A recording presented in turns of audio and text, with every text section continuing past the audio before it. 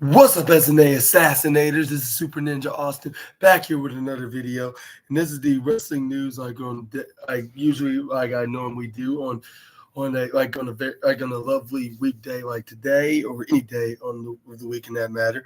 But we're going to be talking about the wildest and intriguing wrestling news stories, rumors that you SNA Assassinators need to know from the WrestleZone article on September 16th, 2024. And we're going to start off today with Grayson Waller returning to Australia to wrestle for PWA.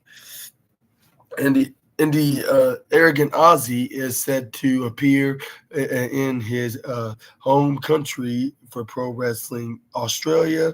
The Australian will be the latest WWE superstar to work outside of the promotion recent months.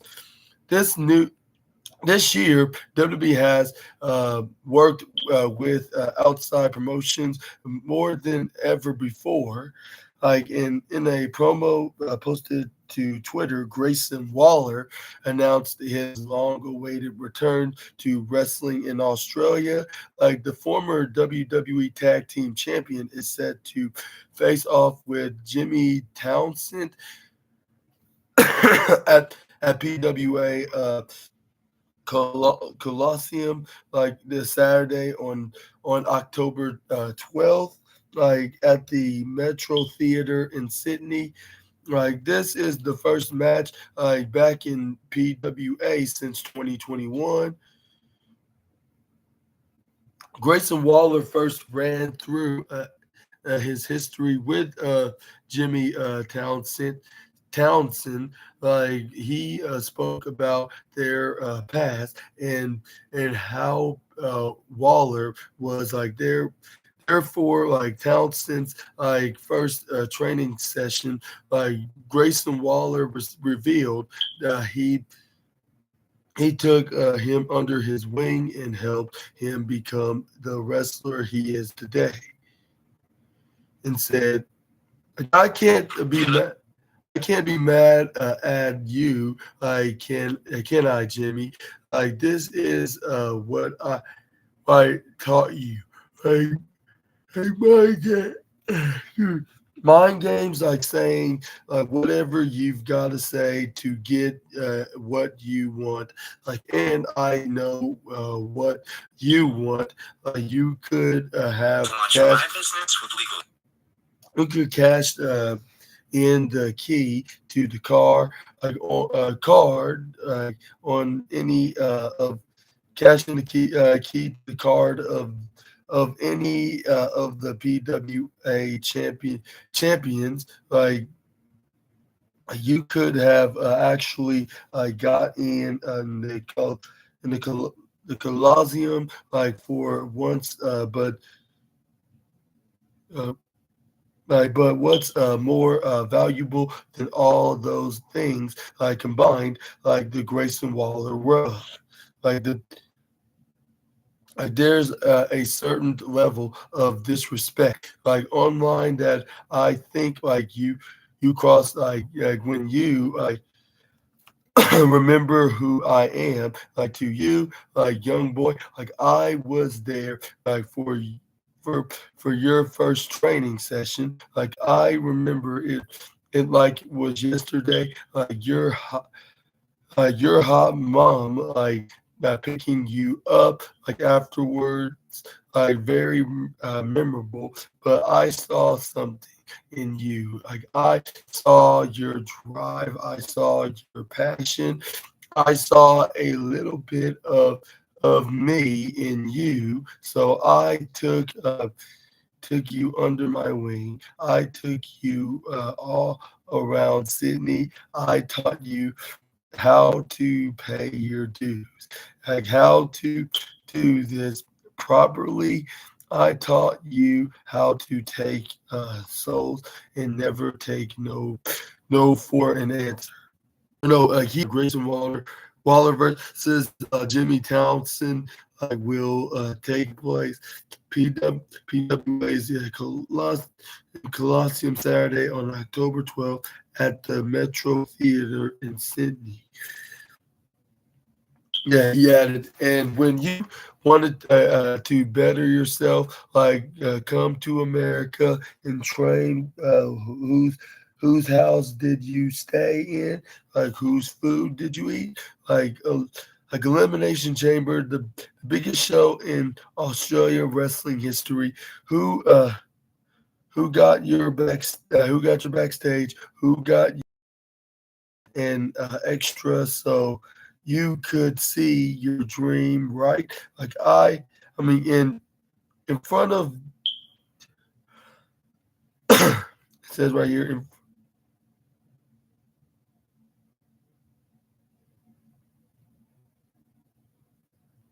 like so like you could see your dream right like in front of you like to help you attain it like like all you could do was mark out because you saw Logan uh, yeah, the week after, like the week, I gone toe to toe with the best, and I've never taken a step back. Like world champions, Hall of Famers, legends, it doesn't matter. I'm not scared of you, Jimmy. I'm s- I'm scared of what I'll do to you, but then I thought the best of all time once asked me to step into the deep end. We stepped in the deep end with him to see if I could swim. And Jimmy, maybe it's time to find out. Like if you can swim, be careful what you ask for. One night,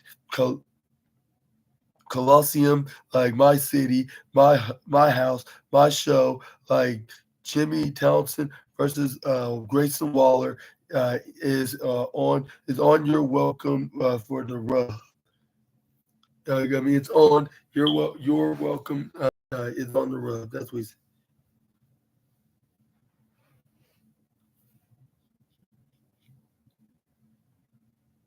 Like he added a further tweet like saying, being careful like what you wish for. Like and what are your thoughts onto this match? And most importantly, what are your thoughts on WWE having the idea of doing this little collaboration with PWA, like with them gaining their former wrestler now the Stanford-based promotions current wrestler that he's under a contract with, and that is Grayson Waller himself. And do you think he's gonna have a thunderific match with uh with Jimmy Townsend? Yeah. And do you think he's gonna win and gonna give him the Grayson Waller rub like he does with everybody else on the WWE roster? Well, I'm not gonna go too far about that. But let me know down in the comment section right now before either, either way. I think Grayson Waller's gonna have a fun time like having this match, and maybe we can even seeing them talking about this on WWE television on SmackDown, like because nowadays WWE in this Renaissance era would not uh, would not hide anything that the wrestlers did like outside of the WWE ring, like especially if they're competing like at Pro Wrestling Noah or AJPW or even yeah now PWA, like they're gonna acknowledge that they're gonna acknowledge that that uh that that Grayson Waller formerly used to wrestle there full time, but he competed in there like just because like WWE has made a partnership with PWA, and and this is no stranger because they did mention like like the wrestlers like Jacob Fatu and I mean not Jacob Tama Tonga and Tangaloa being former IWGP Tag Team Champions and being known as the Girls of Destiny in New Japan, and then also both Chelsea Green and Michin have one thing in common, and that's being the former TNA Knockouts Women's Championship. Well, that's a good reason because they're now collaborating with them, all thanks to the new owner Endeavor, like partnering with TNA, which gave WWE a collaboration deal themselves.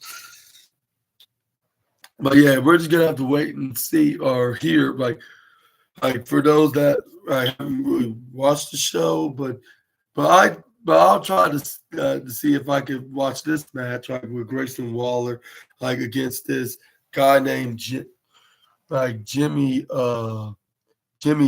Townsend. And and I'll tell you like how I thought about the match.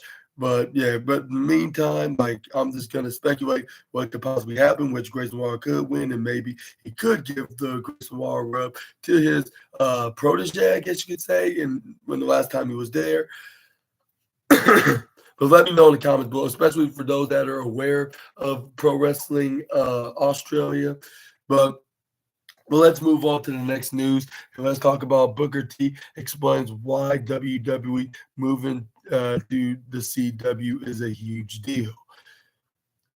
Like WWE will begin a new era when the show premieres. WWE NXT. I just said when I was NXT, it's clear as day. Like on this little on the on this right here, like WWE NXT will begin a new era like of the show's premiere on the CW network on October 1st. NXT commentator Booker T believes the move is huge, like and says it will put more pressure like on the talent to perform.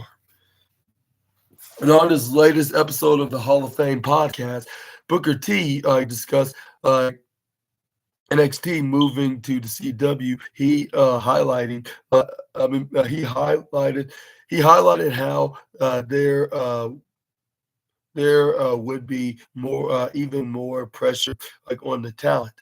He said it's gonna bring a whole lot more criticism. Like if you're not out there really performing at a certain level with Twitter, like in all that stuff now, like you're gonna be put like out there and exposed to a lot more. Like exposed with a lot more fans. You're gonna be exposed with a lot more fans. It's gonna be it's a sink or swim mentality. Like for me, there again, cream rises to the top. And this is huge. Like I'm jealous. I'm jealous in so many ways. Like I could see myself like coming up in an NXT system when I first got into the business, and how great that would have been like to actually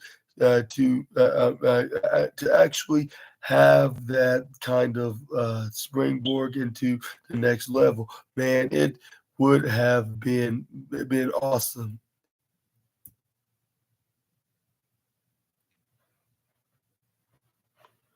Like Shawn Michaels is back on the road, like to make a big splash like for the new partnership with the CW. And what are your thoughts on Booker T's opinion about like CW for their developmental show? Like, do you agree with the commentator on the show that's going to premiere on the CW on October 1st? Do you think it's a huge deal, and NXT talent's going to be put to pressure by working more harder and showing their talents to a much more larger fan base? And do you think they will indeed get a large fan base when it comes to of them having their weekly shows on television? or do you think that it's not gonna be not much make much of a difference? Like it's gonna be something similar, but the only difference is it's on a public broadcasting channel. But let me know down in the comment section right down below, like what's your opinion, anyways. Like, but yeah, I think this is a much big deal. Like, I think we could be seeing some more ratings on the fact that it's a public broadcasting channel and not a cable one, like SmackDown was on Fox. Like that's why they got the higher ratings, even though they don't have that much profit, which that was they didn't make that much profit. They actually they'd be decreasing of 200 million a year. So I guess it wasn't like they really it was not really a loss of a show that was decreasing with profits. Like even though it started gaining some ratings, but it wasn't that much the same with profitable uh purposes. Yeah, like so maybe it's for the best to move it back to the CW. I mean, not the C. Was it the CW? I'm thinking of NXT. The USA Network, of course, not the CW network. You get what I'm trying to say, but yeah, but I want to wish all the shows of WWE, along with the AEW ones as well, a best of luck on their TV deals. Which AEW also trying to find like what TV station that he should make a deal with before he thinks about renewing with Warner Brothers Discovery, which at this time, if he's not going to get a deal like the rumor had it with Fox, like it's probably best for him to resign with Warner Bros. And even and Warner Bros. And it even said like that the Warner Brothers would even add in like their AEW content like on their streaming service Max, like their pay-per-views and their not like they're gonna out on a lot like if they stick around with Warner Brothers. Like because there will probably won't be that much of a difference. Like if they're trying to continue to search like what TV partners that they're going to be making a deal with to put the sequel, saying that he would put on a match with the ring general and the current world heavyweight champion Gunter up there up with Eddie Guerrero and Chris Benoit. He said that say he said that he's that good that he said, and this is where yeah, we got the Olympic gold medalist. That let's hope that he does not make a full-time return in WWE because due to the what chance, I guess you could say. But anyways, we got the Olympic gold medalist to talk about now. Has given some high praise to Gunther and one and one all-time great has nothing but great things to say about the current world heavyweight champion. Kurt Angle has faced most of the top wrestlers and in the WWE history, and sees that as up there like with the best of them, like the pair had a brief confrontation at Raw 30th, like teasing a match between yeah Kurt Angle and Gunther. Like, however, luckily, like for Angle's sake, like the bout never took place. However, it is a match that the fans in Kurt Angle would have loved to see in his prime.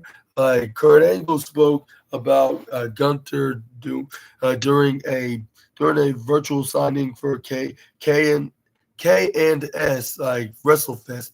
Like like the WWE Hall of Famer spoke very highly about the Austrian, calling him like really good. Like, however, he noted that he wouldn't want to face any of his infamously powerful medalists. Like, added that he would.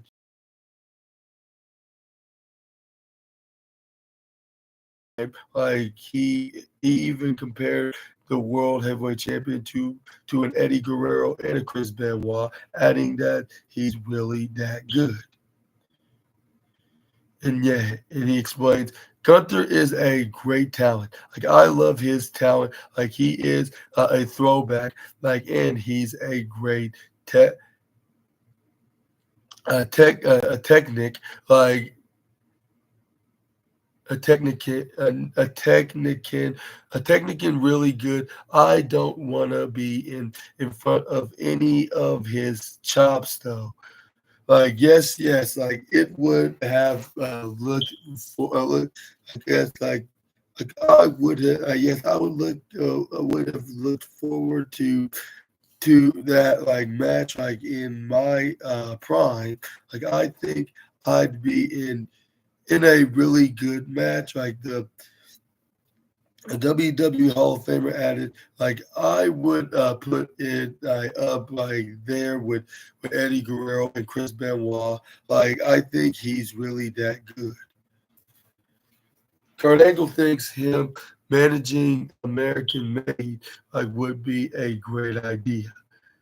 Like in the same interview, like Kurt Angle did show interest in coming back to wrestling as a manager and said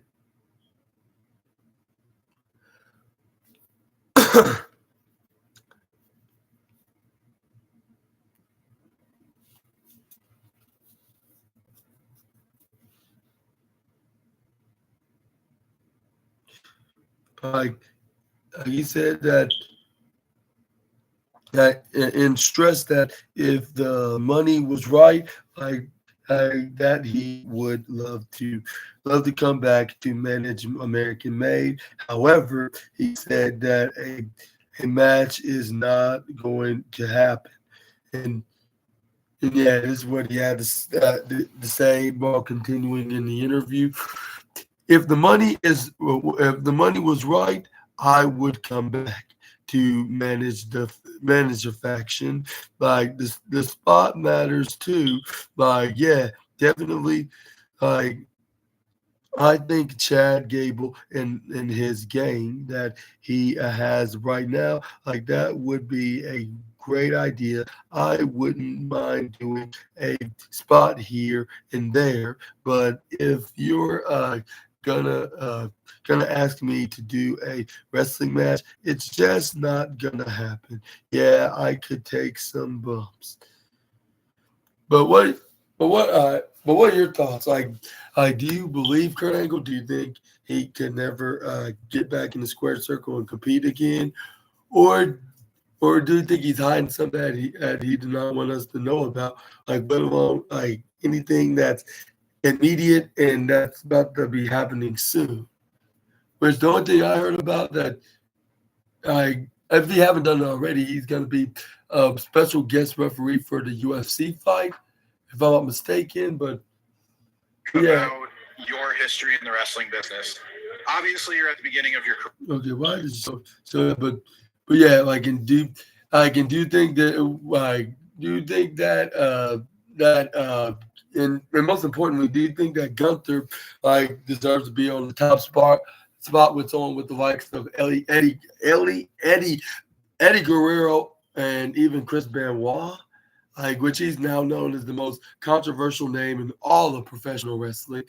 But yeah, I get what he's coming from. Like he's a very he's very popular to the point like he deserved to be in a spot in the main event division, but but but if somebody took this out of context, they would be criticizing the Olympic gold medalist. But it seems like nobody haven't criticized him, not even a teeny bit, because they know where he's coming from. Like with him, like with both of them being world champions.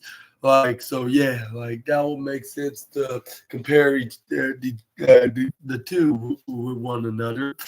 But but do you think that we could see a match between the Austrian and the Olympian one day, or do you think it's gonna be, or do you think it's just a fantasy pipe dream for us fans?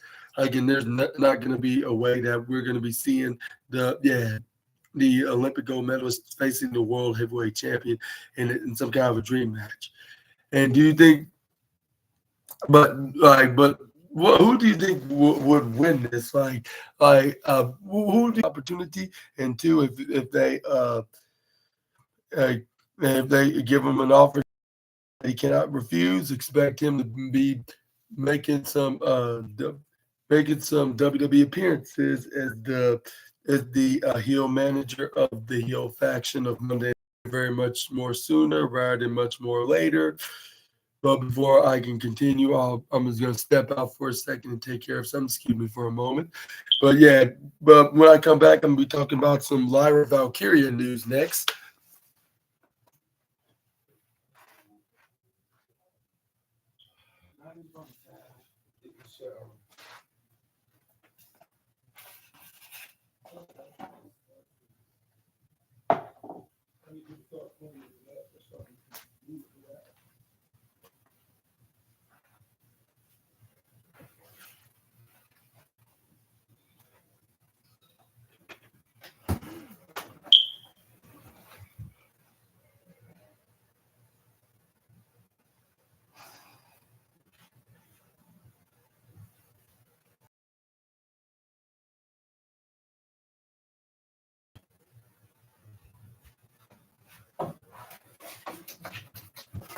All right, SNA Assassinate. I'm back.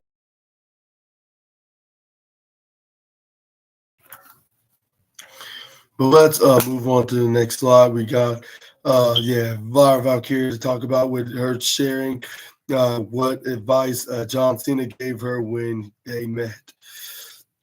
And we got the former NXT Women's Champion Lyra Valkyria recalls asking Cena for advice as he gears up for retirement. Like the 16th time WWE champion revealed earlier this year that he his boots in 2025. John Cena will wrestle several dates next year with 36 separate appearances. The planned before the end of his career.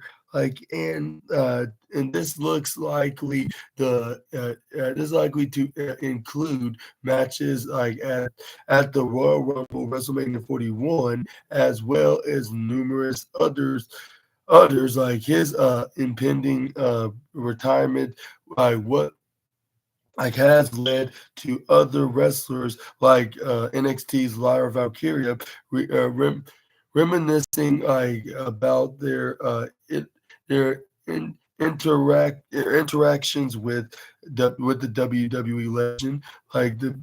It says Lyra Valkyria spoke with Steve Fall for 10 Count Media about asking John Cena for advice during a talk in NXT, and Valkyria revealed how she uh, clumsily asked Cena if if the it factor is something that could be learned. He replied that he thought that it could. Like she said, it's insane. I did get the chance to speak to him. He spoke to the room when we were in NXT, and I asked him like a question. I didn't word it very well, at the time, but I remember him understanding exactly what I meant. He said, "Oh, you're asking me if it is learnable," and he said yes. I think it is in terms of the entertainment factor, the star power. Who better to ask that question than John Cena? I've always found him very inspiring, and motivational. So yeah, like getting to speak to him was amazing. I think it's very sad that he's in his last year, but I'm really excited to see who will get his last match. Lara Valkyria added that she thinks Cena should face Randy Orton in his final match.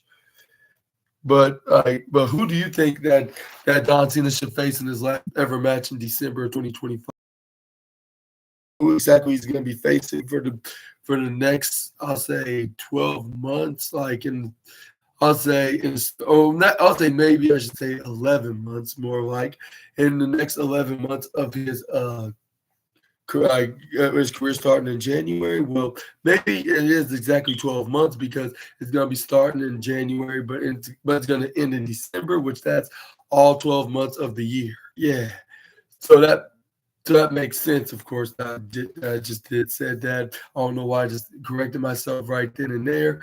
But yeah, but either way, let me know in the comment section right down below on who's exactly his opponents that he's going to be fighting in his 36 match dates. Well, it said like he's going to be making 36 appearances like on of the year, like in WWE when he makes the return and have one and finishes up his wrestling career in his final run in WWE of 20 in the year of 2025.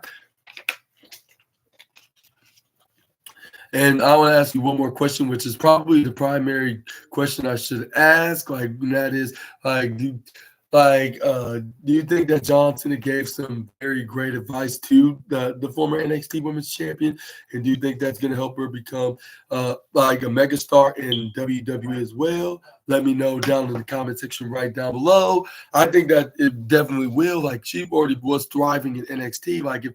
If she can continue that into the main roster, I don't think she have nothing to worry about of not making an impact for herself in on the Stanford-based company's main roster. But let's move on to the next slide. And yeah, wish the biggest amount of luck for the Irish-born wrestler. And let's move on to the next slide. And we got.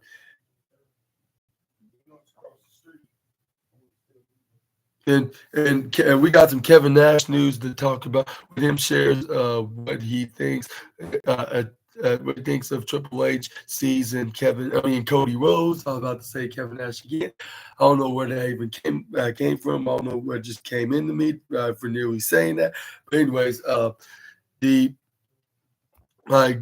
Big Daddy Cool thinks that the chief content officer sees something special in Cody Rhodes, like since returning to the WWE at WrestleMania 38.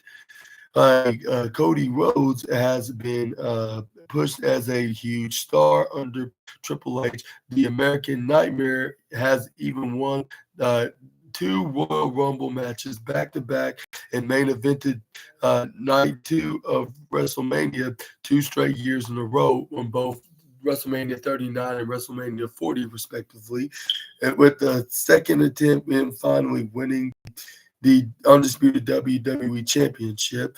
This was like far cry from his booking under Vince McMahon before he left the company in 2016. Catch up. OP to Liberty. Switch to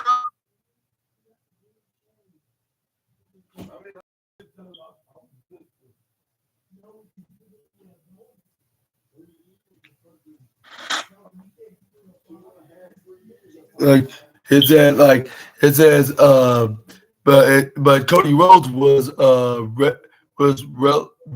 relegated like to low card matches. In addition, he was portraying the Stardust gimmick, like a disappointing copy of his brother Goldust's gimmick. Like the difference like in the booking of Cody Rhodes between Vince McMahon and Triple H has been stark.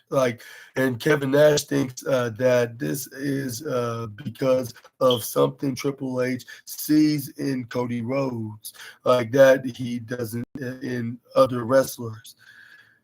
And Kevin Nash spoke about this topic on his Click This podcast, and he told his co-host Sean Oliver that Triple H sees Cody Rhodes as a grinder, just as he and the Click had been all those years ago. Like Nash also mentions how unbelievable, how un, how unbel- what's his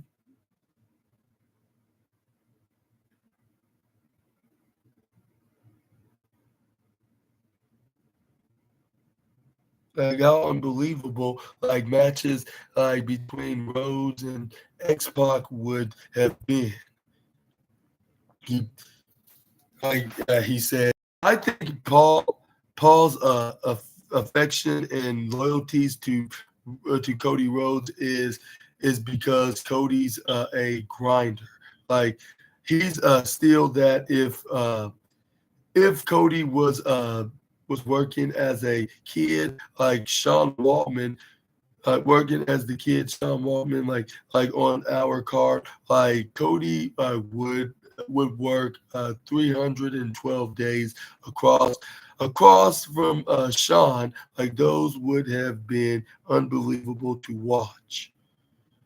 And then Kevin Nash went on about Logan Paul is not one of the boys.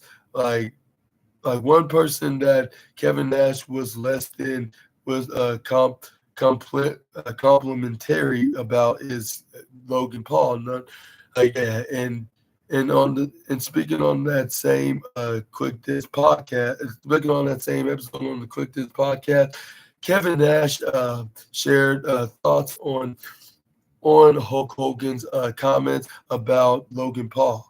Like, and he added, did you see Hogan with Logan Paul, Kevin, Logan Paul, Hulk, Hulk, he said that the business is a shoot. Like Logan Paul goes, I don't know, I don't know. Like he said, you know what a shoot, you don't know, you know what a shoot is, right?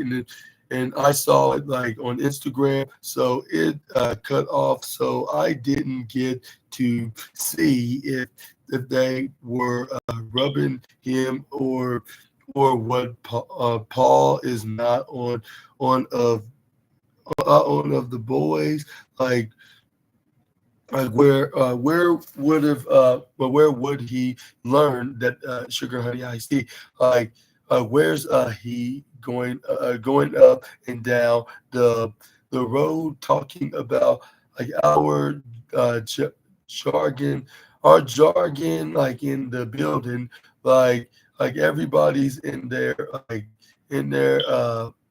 motor coach, there's no interactions, there's no socialization, you don't become one of the boys just because you're around them, that mf'er, from what I heard, he's making $5 million, for effing limited dates, and those other MFers are out there making house shows, making house shows, f you, that's from the boys, f you, I don't give a flub how many people are following you, if it 24 million Rhodes scholars following you, man, I would be, dude, you are Jesus, you got a bunch of idiots.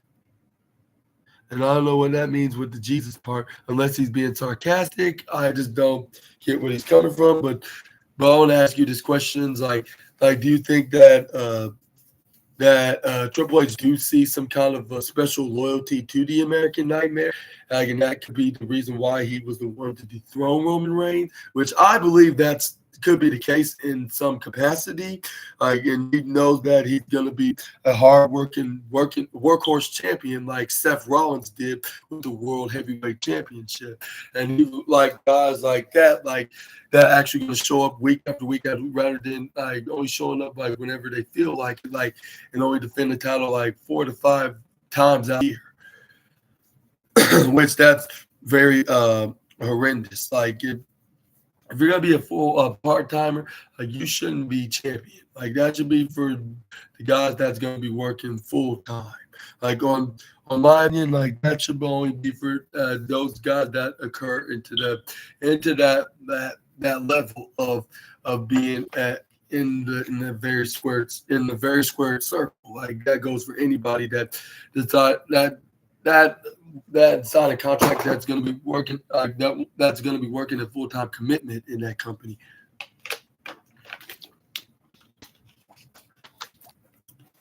But yeah, but on the Logan Paul and Kevin Nash stuff, like I heard about it, and then even Logan Paul even responded to that in the video saying like I don't know who this guy is. Like I'm still doing my WWE research and watching some old matches from back in the day. Like you may have been a star back 30 years ago, but now like I am that star now.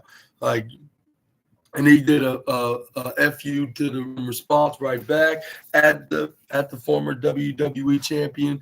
But yeah, I'm not sure like who's in the right here. But I can agree with Kevin Nash on one thing about Logan Paul not knowing about the word shoot. Like how you do not know the word shoot is like it means it's like something that's a legitimate, like it's a legitimate fight. Like when you're in like whether if you're in the ring or if you're backstage, like if you have some kind of legitimate beef with somebody that like when you have legitimate beef with somebody that you do not like that's like whether if they're a coworker or somebody like whoever it may be, like yeah, like whoever that they might be to that person, like a coworker or a boss or an employee or whoever it may be. Like, and if they're fighting legitimately, that means it's a shoot. But like that's the perfect way to make it as an example. Like that's what a shoot means. Like if it's something that's not like all part of the script and that's not part of the show, like if somebody is like you know like working with them without being planned in the first place, like that means it's a shoot. Like if somebody wins without being all part of the script, like that means they're working the shoot. Like it's a work shoot. Like they took the matters in their own hands. Like what if it's like due to creative differences or or due to emergency, like with some medical attentions, like to end the match early so they can immediately bring them into the back, bring him or her, whoever wrestler to the back that's sustained a very serious injury.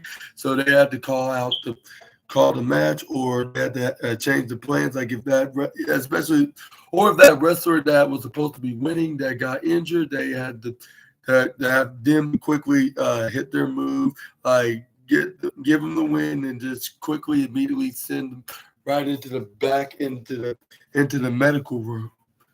Like so, yeah, that's what a shoot means. Like yeah, whether if they had to change the plans or like which they call the work shoot, or if that wrestler that was in the match calls the shot, that's where the shoot comes in.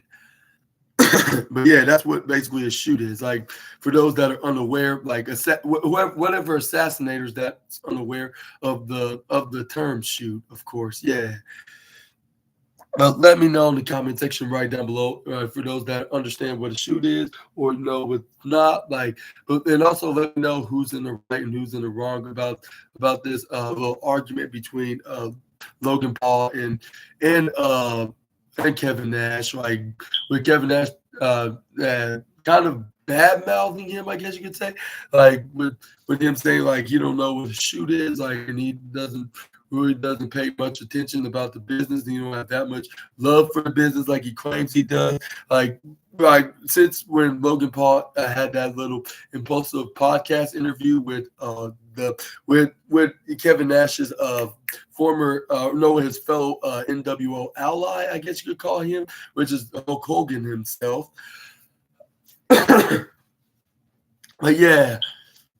But yeah, he has a point on that. But maybe he sounded a little harsh on that. Like, maybe should have gave him some advice, like on like by talking to him, like he's like if he was there, he would like if or he should give some advice, like if he was in the interview, like he would have told him like just to give you some pointers and give you some advice. Like I would be trying to I would try to buy a learning like a wrestling learning textbook, I guess you could say, like the to learn more exclusive information about what's in the wrestling business, what to say and what to do in the wrestling business more exclusively.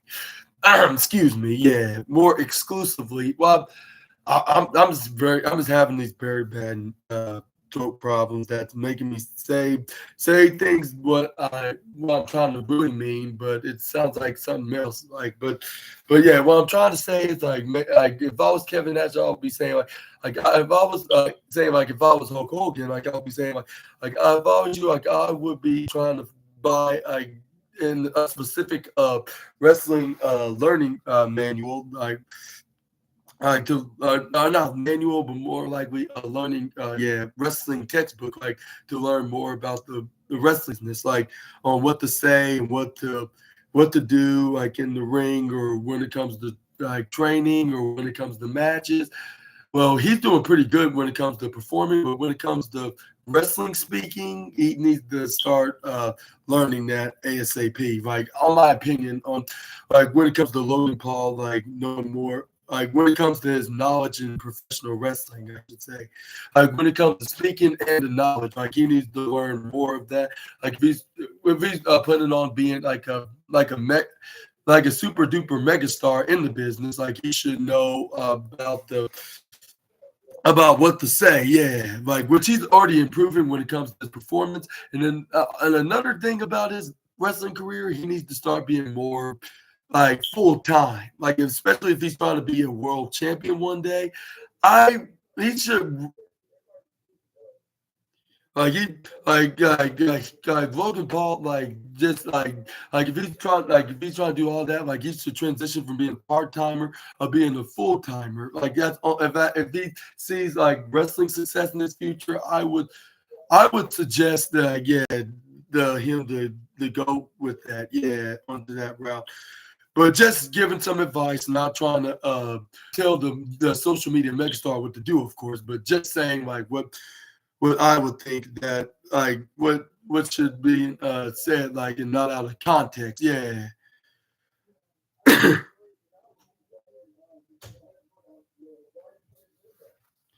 and and and Eric,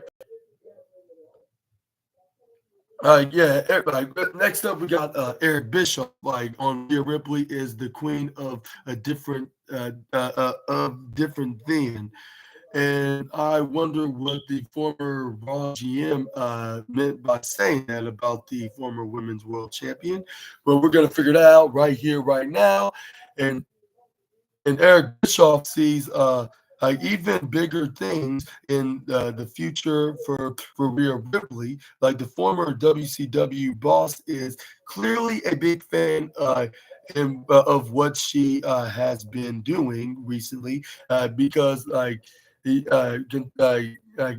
considering Rhea Ripley's and Liv Morgan's rivalry, like and also not to mention Dirty Dominic Mysterio have been one of the most heated of the year rivalry. Uh, Good morning. Thanks for joining us for First News.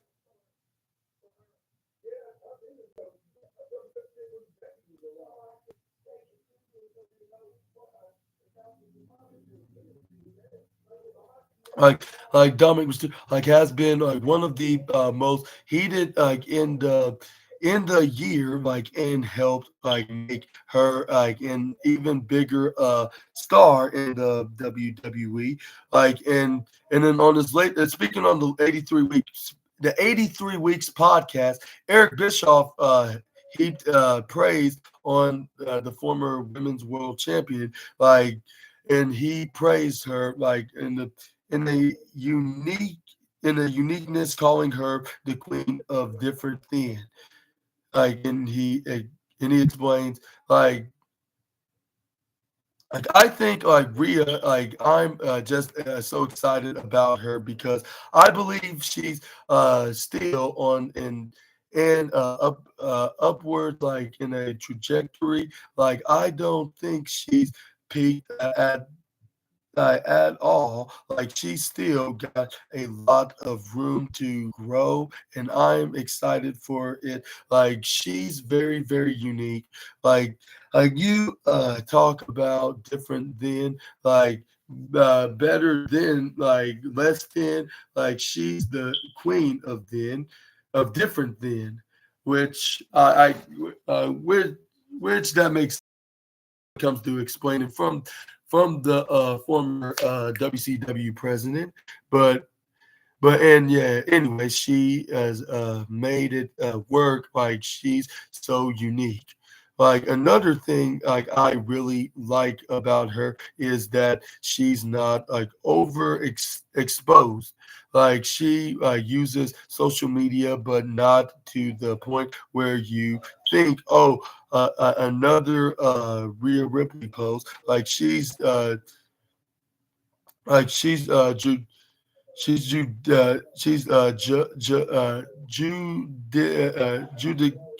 judicous like in how she uses it like and it really works like for her like it keeps a bit of a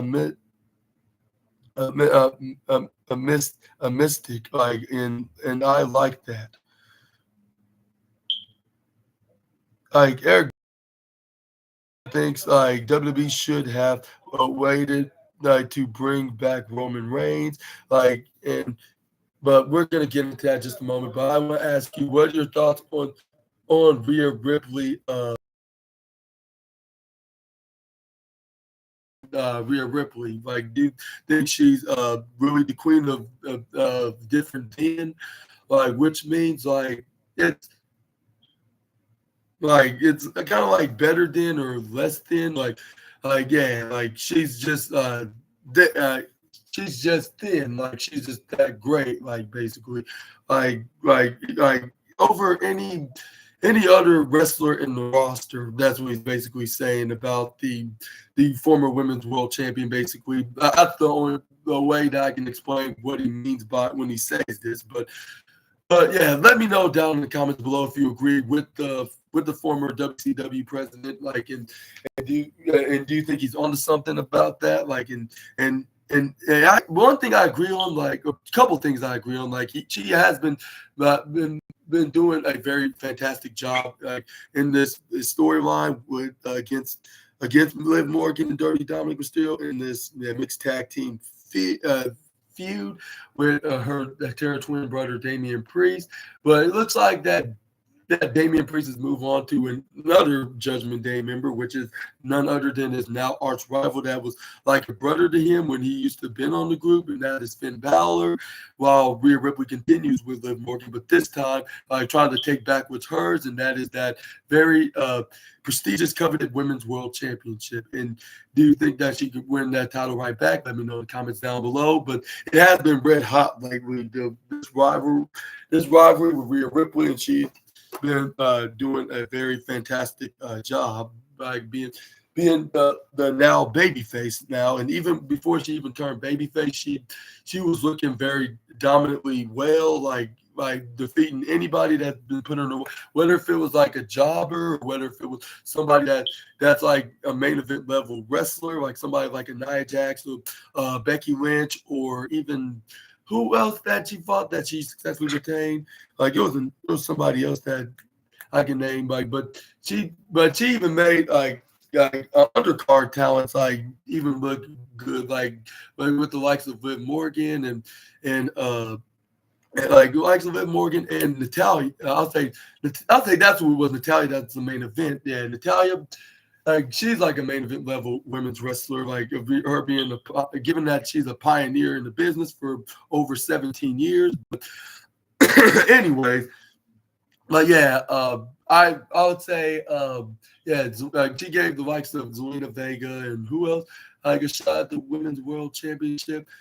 Like it was her, it was Raquel Rodriguez. Not trying to say she's the undercard, but she's like mid card level at the moment. But yeah, she even gave girls like them like getting shot at the championship, and still made them look good, even though they took in the defeat part of the match. But they still look they look very phenomenal in the ring with someone like Rhea Ripley, like which I would not mind to see Rhea Ripley being women's world champion again. Like after defeating Liv Morgan, which I am not sure. This is a very hard prediction to choose who's going to win. Like, and besides, it's only like 3 weeks away. Like until like Rhea faces the current women's world champion who probably win back that was once hers. But we're just gonna, yeah, well, like I said, wait and see about that. Like it's only just a matter of time. Like when that happens again, like when she, I mean, when her reign does happens again as women's world champion. But let's move on to the next slide. We got Eric Bischoff. Thinks like WWE should have waited to bring back Roman Reigns.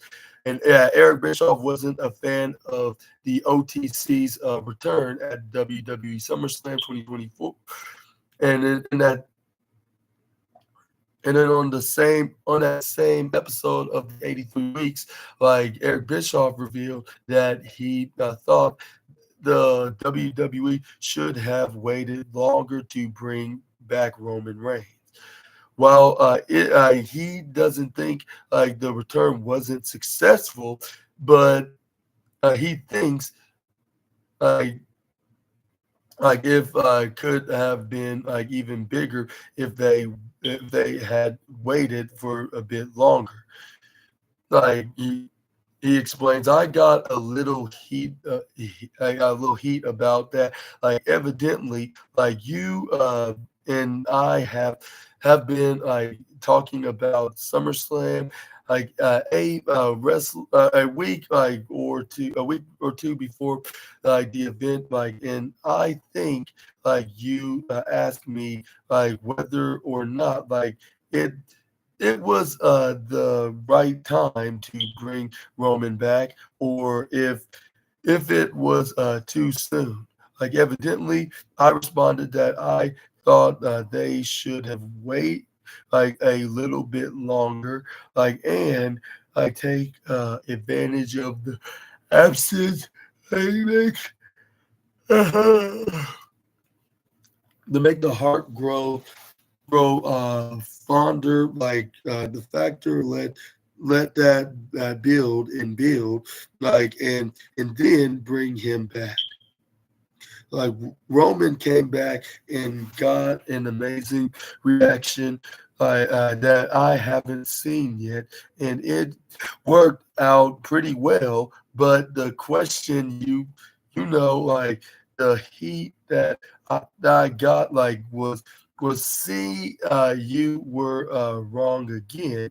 They brought Roman back and they blew the roof off.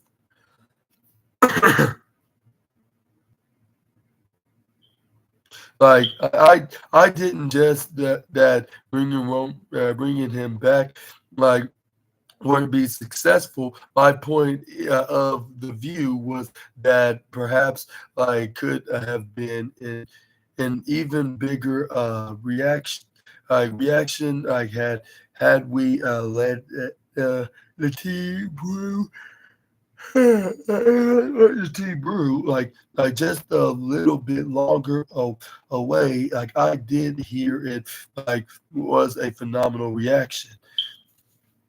But what are your thoughts? Do you agree with Eric Bischoff? Like, do you think they should have waited Roman's return a little bit more longer, or do you think they made the right move? They're making his return right exactly at SummerSlam, and then to help Cody retain the title that he beat him for.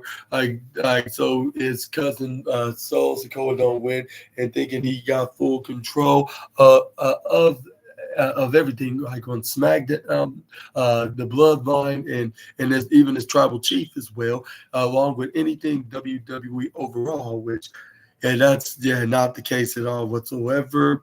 But let me know down in the comment section right down below. And do you think that Roman Reigns should have showed up a little bit more longer? And then like on the considering on the fact that he has some unfinished business and Cody Rhodes, and then he'll show up when the time is right, like and uh and confront Sol Sikoa about it, like when it's like somewhere like this month or next month, like maybe somewhere like after like sometime after Bash in Berlin or even Bad Blood. I mean, it probably wouldn't make much of a difference. It would probably be a little similar, but the only difference is it would have been a little more longer. But I don't know what to say about that much. Maybe he has a point right there, but I don't really specifically get where he's coming from. He says like that they could have extended a little bit more longer. But other than like maybe they shouldn't have made it look like that he was helping Cody out, but much more rather than making sure that he does not try to fully replace him as the tribal chief. And then and also Roman Reigns even made it clear that he does not need nobody's help, including Cody Rhodes, like to take down his family members, the bloodlines of Solo Sikoa, what's his name, Jacob Fatu, and the Tongans, Tonga, and Tongaloa. Because he's the tribal chief no matter what, unconditionally even. Like even without the Ula Fala. Like and he just wear that because it's just like some kind of accessory, but it's a special kind that's been gifted by his father, the wild Samoan Sika, I believe, which that was like 4 years ago when he was in the start of his first reign. When he was in the first year in the start of his reign as the undisputed WWE Universal. Well, I'll say the undisputed. I'll say just the Universal Champion at the time. But yeah, you get what I'm saying right now. But yeah, let me know down in the comment section right down below, like if you understand exactly what Eric Bischoff meant, and if so, do you agree with him or disagree? Give me your opinions in the comment section right down below. But let's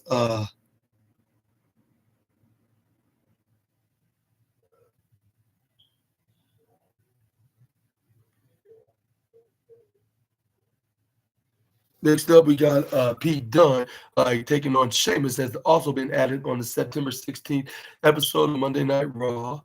And WWE continues to load up the card for the September 16th episode of the flagship Red Show, like Monday Night Raw, also known as.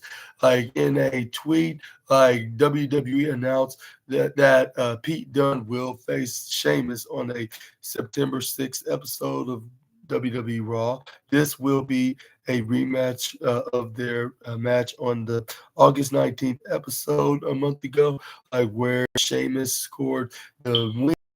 And it says right here that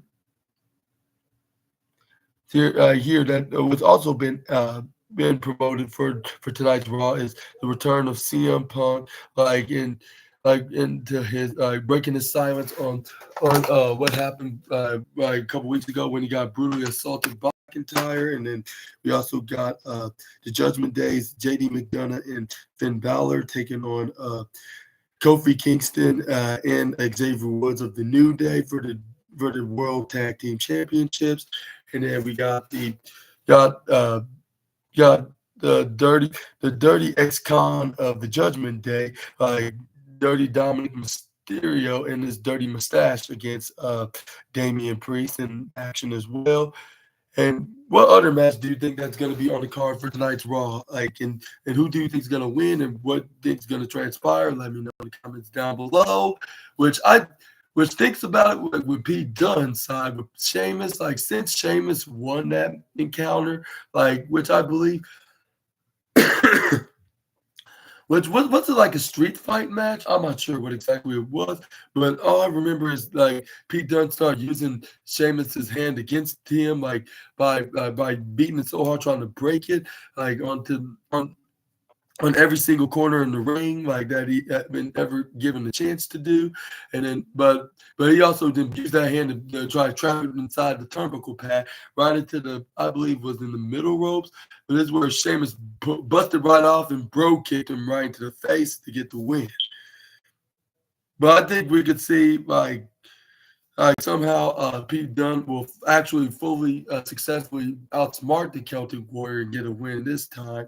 Just saying, like, because you know how WWE like to do 50-50 booking, but I don't think they're going to be doing a full 50-50 kind of situation on the matter. Like, I would think much more rather than being, I'll say probably be more I'd say probably like a 2 out of 3 kind of rivalry kind of booking, like considering WWE like nowadays, just like how like they doing that, like they're doing with CM Punk and Drew McIntyre right now, like with them getting one each win a piece from one another, like with Drew McIntyre getting the win from him at SummerSlam, while a CM Punk got a win out of him in Payback in the end of August at Bash in Berlin. But yeah.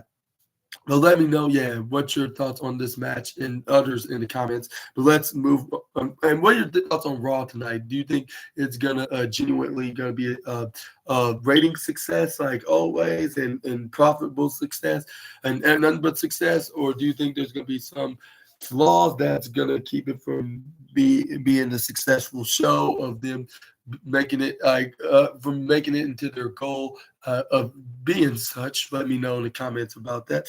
But let's move on. We got Drew McIntyre.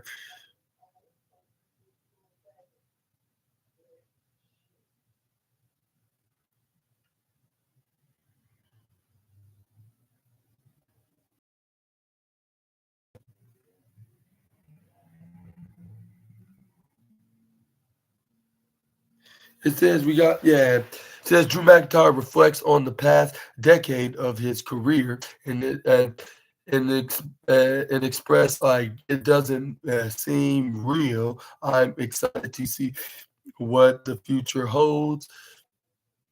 Drew McIntyre has done a great deal over the past decade to reach the pinnacle of professional wrestling. And yeah, what a great year it has been for Drew McIntyre. What a great ups and down year. I should rephrase that. But but uh, but according to but speaking to Mike Johnson, the PW Insider, like when asked like how like he hopes like to to evolve like as a wrestler and an actor like over the next year, like McIntyre said like he just wants to keep the path and give everything he have when opportunities present him itself.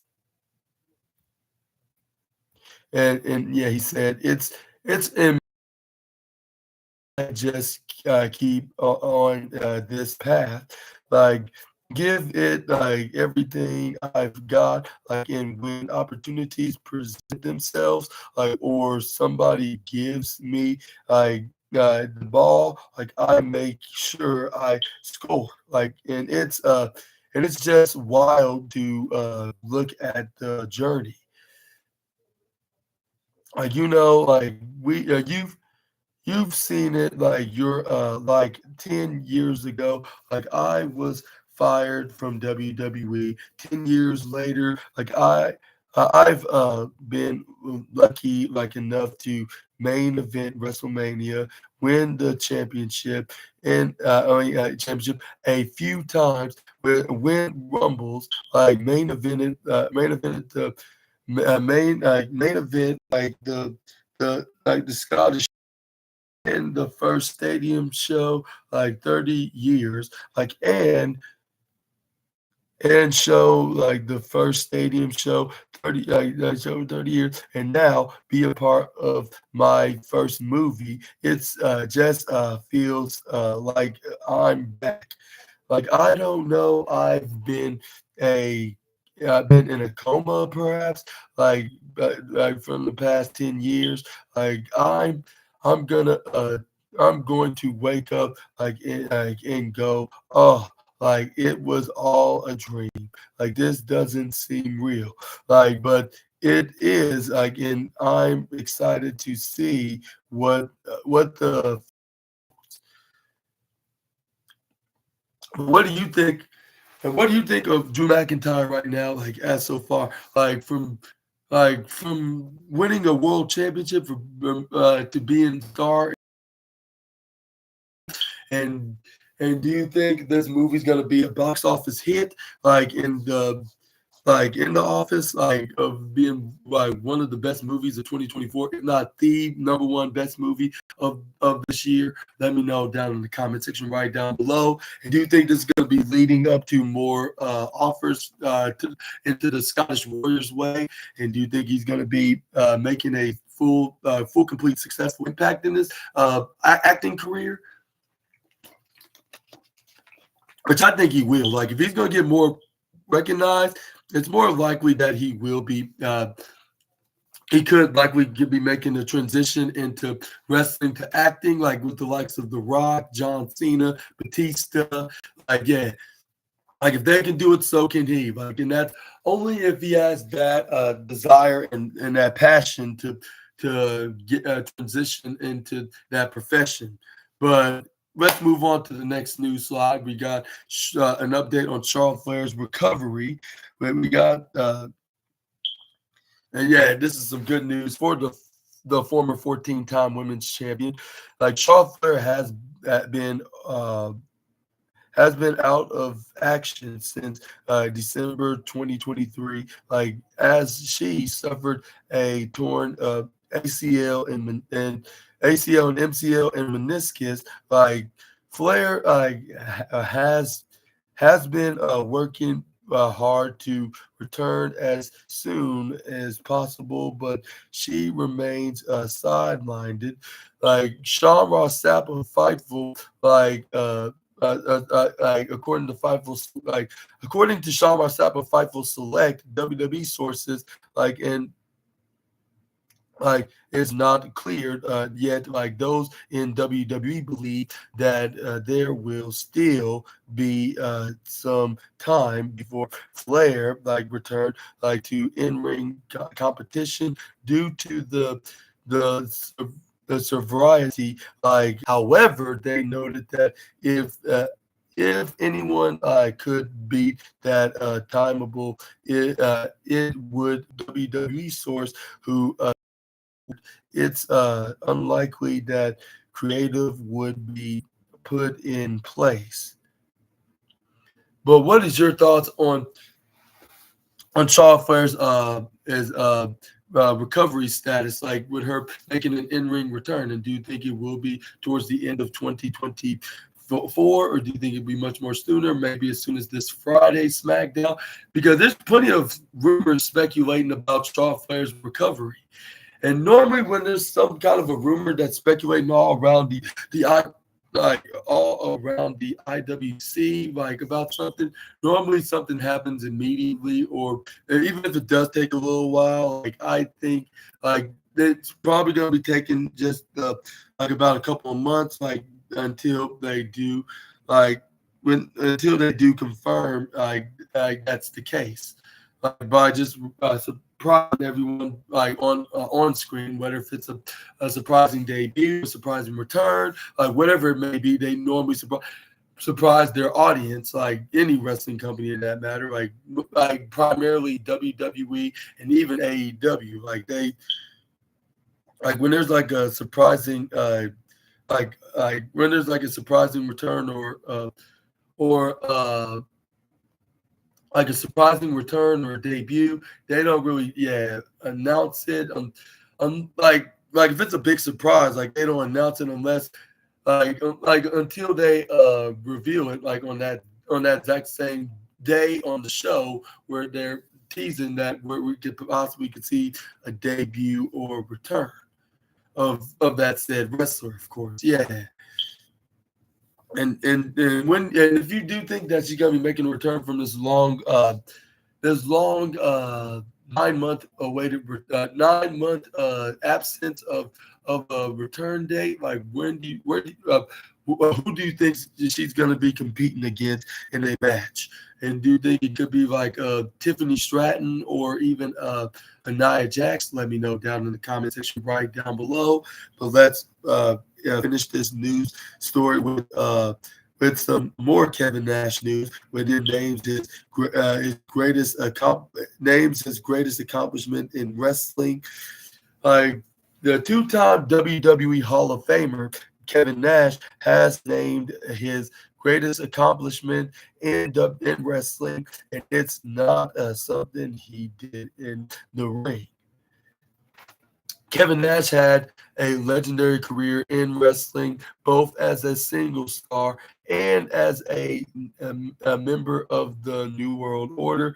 Like he is a six-time world champion, like among other accolades.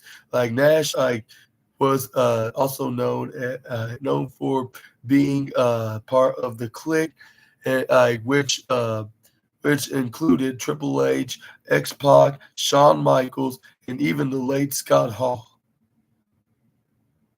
On his latest Clickness podcast, Kevin Nash discussed his friendship with the members of the Clique, and noted that picking them as his friends was his greatest accomplishment in wrestling. He said, "My greatest accomplishment in wrestling is to pick the four friends to go up and down that road that I did." Those MFers changed everything you name. Like a effing group of five guys, at any point in time, that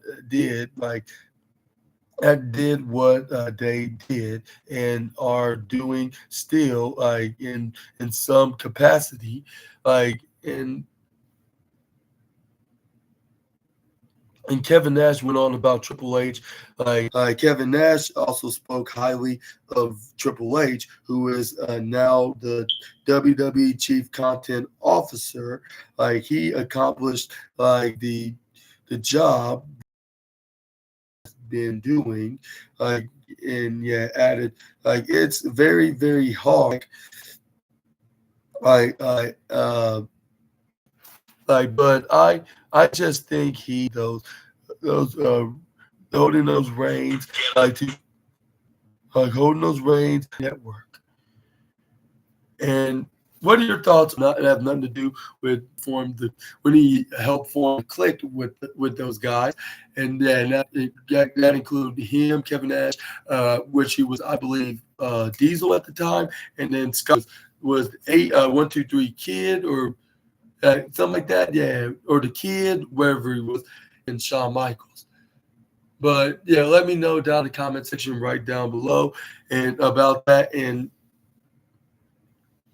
do you think that Triple H should? Do you agree with Kevin Nash, which I believe that's most people that and say that Triple H regime, he only got a little bit of creative retired. There was like 9 times out of 10 or 99%, Triple H was doing a very super terrific.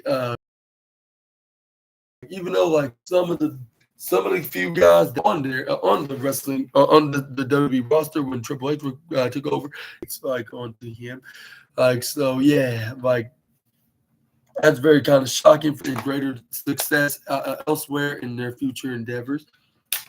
Continue to make the product of make the product of WWE a better one, but this is the end of today's wrestling news video, and I hope you all enjoyed.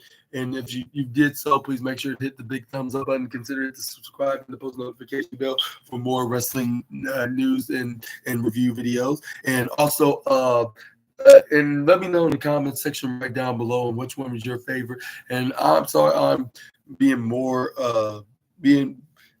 like in the rhythm than usual, but yeah, still like a little exhausted from waking up a little bit early. But I promise you, Assassinators, I'm gonna get more rest as soon as I get done with this review video. And if I had to pick up my favorite wrestling news of the day, I have to give it to maybe Lyra Valkyria about John Cena giving her advice, which it sounds pretty it sounds cool and also heartwarming to hear like that John Cena even gives back to WWE by giving some heads up advice right on to the NXT roster with the likes of her and Carmelo Hayes and others, like with when he was there at the time last year, like around this time when he was making a special guest on the NXT roster for the Tuesday Night War when NXT was going head to head with AEW Dynamite, because due to the World Series was on or something, or even the MLB playoffs, it was on a Wednesday prime time, Wednesday night, so they had to move it another night. But yeah, let me know down in the comment section right down below on which what's your thoughts on the Tuesday Night War like next month, like when they have when their second week on the CW, like go head to head with AEW Dynamite. But about that as well, and who's going to be winning more of the ratings, that's a good question.